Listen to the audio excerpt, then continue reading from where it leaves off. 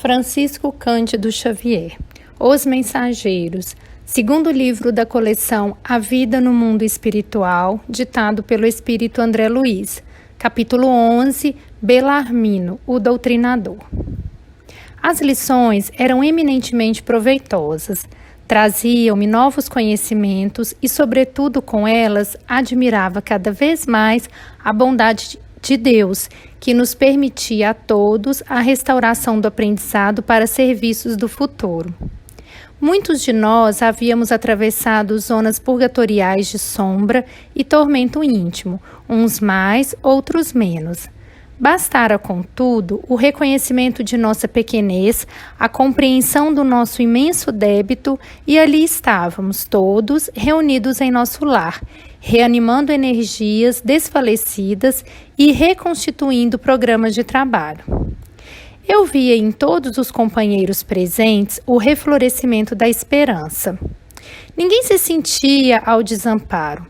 Observando que numerosos médiuns prosseguiam em valiosa permuta de ideias referentemente ao quadro de suas realizações e ouvindo tantas observações sobre doutrinadores, perguntei a Vicente em tom discreto: não seria possível, para minha edificação, consultar a experiência de algum doutrinador em trânsito por aqui?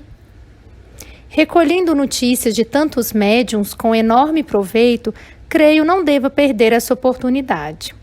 Vicente refletiu um minuto e respondeu: procuremos Belarmino Ferreira. É meu amigo há alguns meses. Segui o companheiro através de grupos diversos. Belarmino lá estava a um canto, em palestra com um amigo. Fisionomia grave, gestos lentos, deixava transparecer grande tristeza no olhar humilde. Vicente apresentou-me afetuoso, dando início à conversação edificante. Após a troca de alguns conceitos, Belarmino falou comovido: com que então, meu amigo, deseja conhecer as amarguras de um doutrinador falido? Não digo isso, obtemperei a sorrir. Desejaria conhecer sua experiência, ganhar também de sua palavra educativa. Ferreira esboçou o sorriso forçado que expressava todo o absinto que ainda lhe requeimava a alma e falou: a missão do doutrinador é muitíssimo grave para qualquer homem. Não é sem razão que se atribui a nosso Senhor Jesus o título de mestre. Somente aqui vim ponderar bastante esta profunda verdade. Meditei muitíssimo, refleti intensamente e concluí que, para atingirmos uma ressurreição gloriosa, não há, por enquanto, outro caminho além daquele palmilhado pelo doutrinador divino. É digna de menção a atitude dele, abstendo-se de qualquer escravização aos bens terrestres. Não vemos passar o Senhor em todo o Evangelho senão fazendo o bem, ensinando o amor, acendendo a luz, disseminando a verdade. Nunca pensou nisso? Depois de longas meditações, cheguei ao conhecimento de que na vida humana, junto aos que administram e aos que obedecem, há os que ensinam. Chego, pois, a pensar que nas esferas da crosta há mordomos, cooperadores e servos. Muito especialmente, os que ensinam devem ser dos últimos. Entende o meu irmão? Ah, sim, havia compreendido perfeitamente. A conceituação de Belarmino era profunda, irrefutável. Aliás, nunca ouvira tão belas apreciações relativamente à missão educativa. Após ligeiro intervalo, continuou sempre grave. Há de estranhar certamente tenha eu fracassado, sabendo tanto. Minha tragédia angustiosa, porém, é a de todos os que conhecem o bem, esquecendo-lhe a prática. Calou-se de novo, pensou e prosseguiu. Faz muitos anos saí de nosso lar com tarefa de doutrinação no campo do espiritismo evangélico. Minhas promessas aqui foram enormes. Minha abnegada Elisa dispôs-se a acompanhar-me no serviço laborioso. Ser-me-ia companheira desvelada, abençoada amiga de sempre.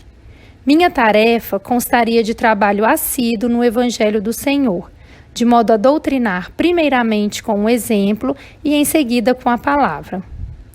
Duas colônias importantes que nos convizinham enviaram muitos servos para a mediunidade e pediram ao nosso governador cooperasse com a remessa de missionários competentes para o ensino e a orientação. Não obstante meu passado culposo, candidatei-me ao serviço com o endosso do ministro Gedeão, que não vacilou em auxiliar-me. Deveria desempenhar atividades concernentes ao meu resgate pessoal e atender à tarefa honrosa, veiculando luzes a irmãos nossos nos planos visível e invisível. Impunha-se-me, sobretudo, o dever de amparar as organizações mediúnicas, estimulando companheiros de luta postos na terra a serviço da ideia imortalista. Entretanto, meu amigo, não consegui escapar à rede envolvente das tentações. Desde criança, meus pais socorreram-me com as noções consoladoras e edificantes do espiritismo cristão. Circunstâncias várias que me pareceram casuais situaram-me o esforço na presidência de um grande grupo espiritista. Os serviços eram promissores, as atividades nobres e construtivas, mas enchi-me de exigências, levado pelo excessivo apego à posição de comando do barco doutrinário.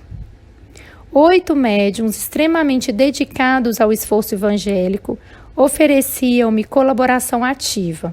Contudo, procurei colocar acima de tudo o preceito científico das provas insofismáveis. Cerrei os olhos à lei do merecimento individual. Olvidei os imperativos do esforço próprio e, envaidecido com os meus conhecimentos do assunto, comecei por atrair amigos de mentalidade inferior ao nosso círculo, tão somente em virtude da falsa posição que usufruíam na cultura filosófica e na pesquisa científica. Insensivelmente, vicejaram-me na personalidade estranhos propósitos egoísticos. Meus novos amigos queriam demonstrações de toda sorte, e ansioso por colher colaboradores na esfera da autoridade científica, eu exigia dos pobres médios longas e porfiadas perquirições nos planos invisíveis. O resultado era sempre negativo, porque cada homem receberá agora e no futuro de acordo com as próprias obras. Isso me irritava. Instalou-se a dúvida em meu coração devagarinho. Perdi a serenidade do outro tempo.